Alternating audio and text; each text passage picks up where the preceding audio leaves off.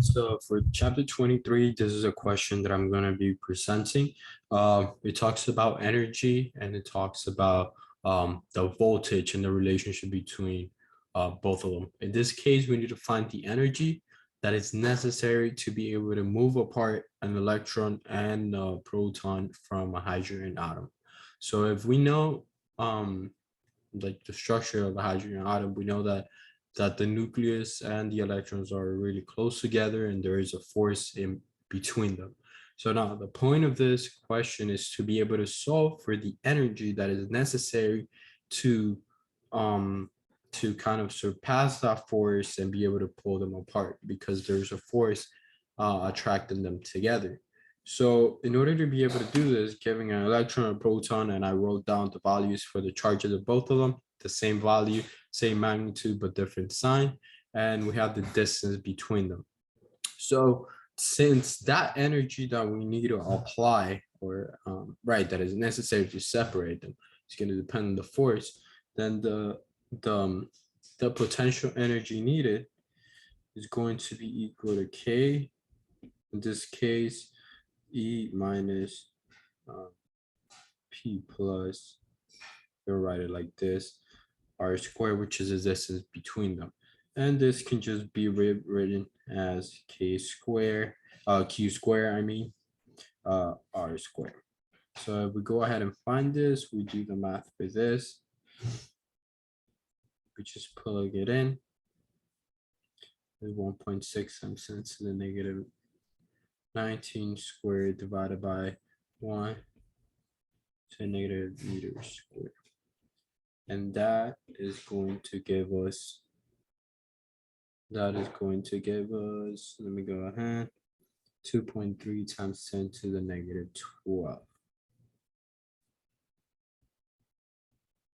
Perfect. So it'll be joules, the units for energy. Now, the question also says, through what voltage must an electron be accelerated to gain this energy? So how much voltage or potential difference is going to be needed to get that energy? So if we know the relationship between the voltage and the potential energy, then we can find the voltage needed. And we know that the voltage is just the change in the potential energy divided by the charge or the value of the charge in this case. So knowing this, then we get that V will be equal to 2.3 times 10 to the negative 12.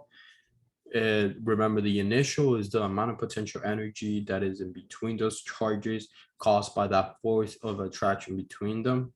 And the final is 0 because we were assuming that it's like really far from there and there's no force in between them. Therefore, there's no energy required. There's no potential energy. Okay. And then the charge in this case would be 1.16 times 10 to the negative 19. And given that, we just find the voltage, which is equals to negative 1.44 times 10 to the negative 7 to the 7. Okay. So this would be equals to